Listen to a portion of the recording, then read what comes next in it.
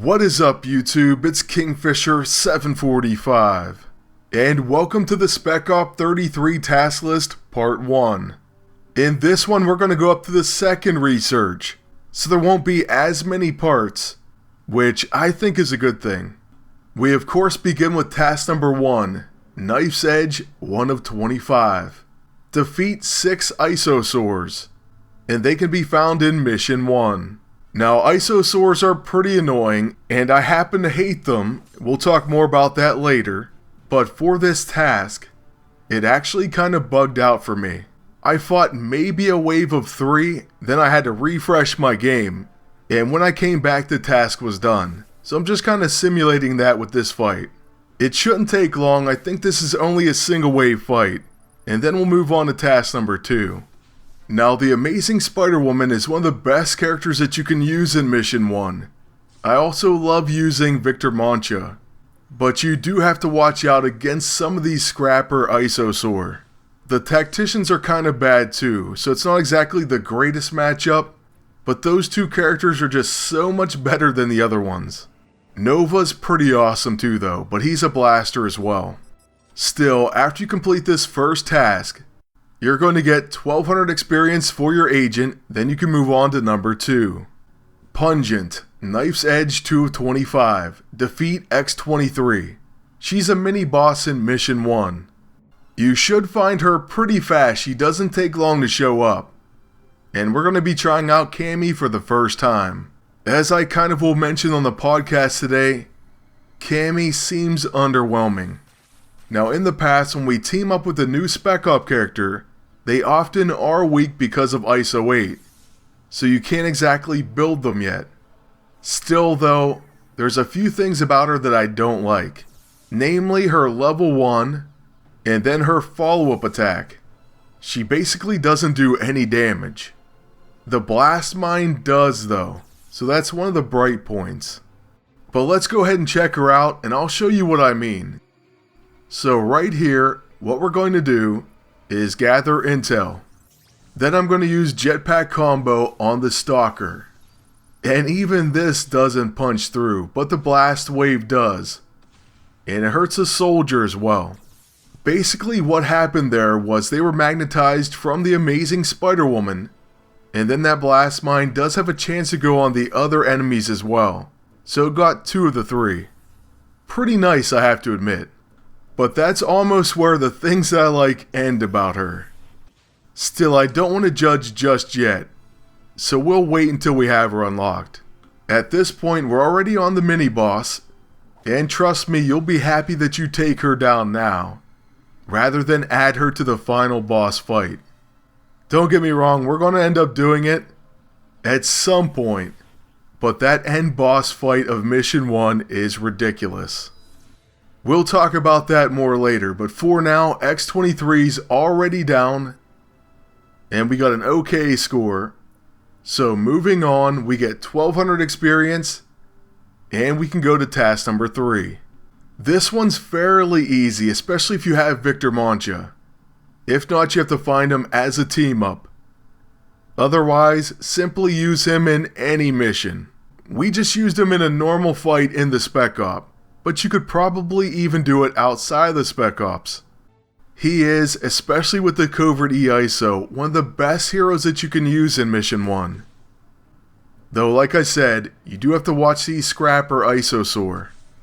For some reason, they always get to go first. I know that's not true, but it's one of those things that when you don't want it to happen, it always does. Now also, because we hate the Mystic so much, we applied Flanked, and then you'll see Get Off My Lawn is going to be Cammy's follow-up, but it never does damage. It has a hilarious name, and I'm sure it has its uses, but I want it to do damage too. I mean, come on. That's not too much to ask.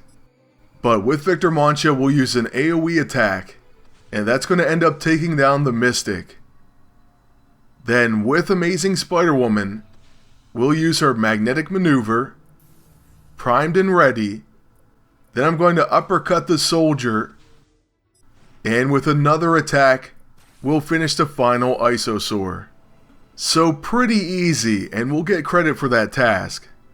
Like I said, if you don't have Victor Mancha, you'll have to look for him as a team up.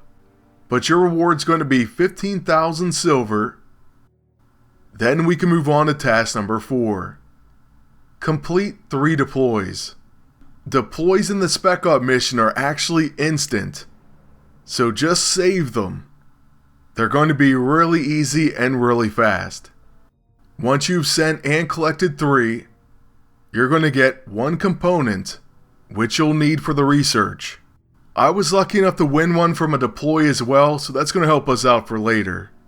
But task number 5, Unmasked. Defeat Madame Masque. She's the end boss of Mission 1. Now this fight can be insane. I'll tell you why, and I'll give you a little backstory as well. I failed this mission the first time. And if you're wondering why, it's because I brought in Victor Mancha. The Stalker went first, and he literally attacked until Victor Mancha was gone, Cammy was really hurt, and I believe Mayday was also injured. Slightly. So yeah, we thought the Mentalist was bad, but the Stalker had infinite turns. It was the most ridiculous thing of all time. I honestly don't know what they were thinking when they made this character. Then having both of them together, that's really sadistic. So yeah, trust me, I feel your pain. And if you bring in an infiltrator, just beware, because it gets even worse with a follow-up attack. For me, I just ended up bringing in Spider-Gwen and the amazing Spider-Woman, so they kind of have some synergy there. Spider-Gwen, believe it or not, can dish out the damage as well, although Cammy cannot. That is, just like I said, unless you use that blast wave. Now as for Deathlok, she's actually a pretty cool looking character, and her design seems awesome too. It would be kinda sweet if they made her in the game at some point, like as a lockbox character. As far as for fighting her though, we're gonna make pretty quick work of her. And really, I don't feel bad because you don't want to mess around in this fight. So yeah, I don't even think she gets an action, we just knock her out. Then moving on to the final wave. There's an Alpha Predator and an Elder. I mean, you have to be kidding me. We of course can't use any items, which is a pretty big mistake. They should at least give you access to those. But by the way, if you are struggling, you may want to try Carolina Dean for shields. That is an option. For right now, we're going to focus on the Elder first, even though the Alpha Predator is also a pretty good option. We do end up taking him down to around 3k HP. Then we're going to gather intel with Cammy. That's it, just gathering intel. Then we have to make it through this onslaught. Easier said than done, but at least the Spider-Women can avoid quite a few attacks. Cammy, maybe not so much. But hey, we made it through. Unfortunately, with mental anguish and low stamina, we're going to have to recharge with Mayday. So next we'll use Bring the House Down. And all of a sudden, the Alpha Predator is going to attack. When he'll stop, no one knows. So he's just going to keep going here. And this is why I find these types to be the most annoying. Now I'll be honest with you, the Stalker made that look like a really short turn. And I'm talking about the time he took down Victor and almost my entire team. So I guess at least that's a bright spot. However, he is going to finish Cammy. And he's going to take a few more actions. So yeah, our mission score is absolutely ruined. And although I know there's going to be a way around it, we just didn't do that great at first. Next time I'm going to take this boss battle really seriously. For now, we are getting lucky with a few dodges, and with Spider-Woman, we should be able to knock out someone. So let's go for the boss. A Repelled Uppercut easily does it, and then with our next attack, we also take down the Predator. I'm surprised he didn't give him a final explosive sequence, where they blow up your entire team. But with task number 5 down, we get 1200 XP and the blueprint for the provisions kit. And then after this, on the roulette, I was kind of figuring there would be some special ISO, and there are. I think so far I saw 2 different AISO and 1 EISO. Something like that. So here it is, the Rockstar Empowered ISO 8. This says Spider-Gwen is now immune to Winded, and Encore is guaranteed to activate.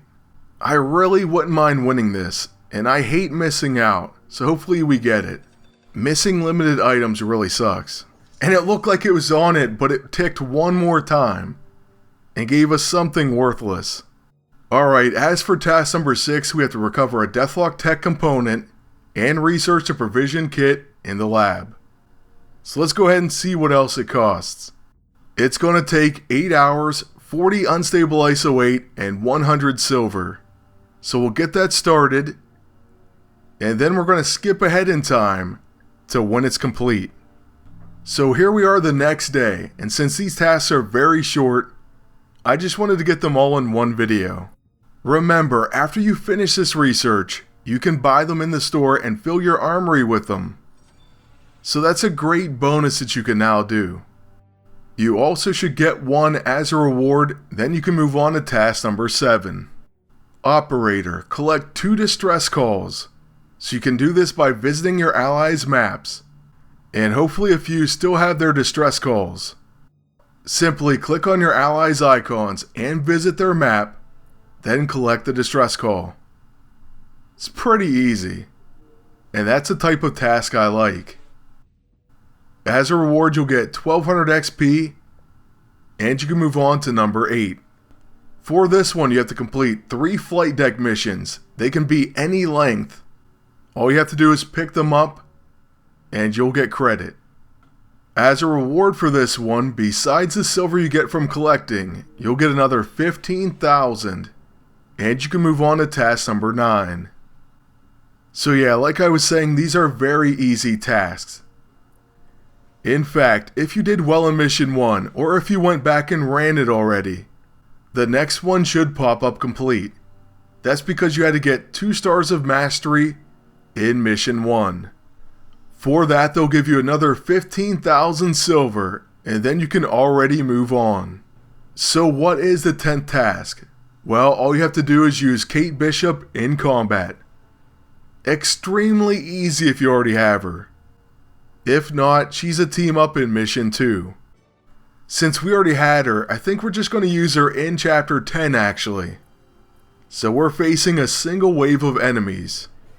The other good thing is, this won't cost us any unstable ISO 8. And that's great because my gifts broke the day of Spec Op.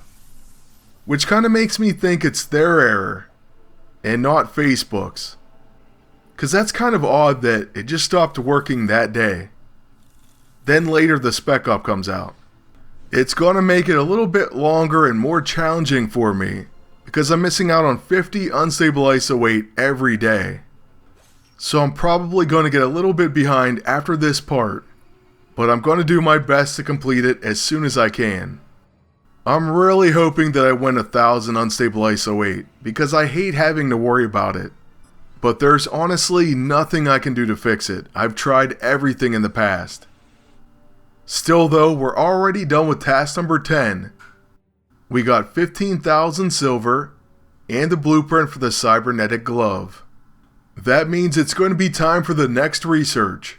You'll need another tech component, then create the cybernetic glove in the lab. Once we go over to the lab, we see it takes 12 hours, 40 unstable ISO 8, and 5,000 silver.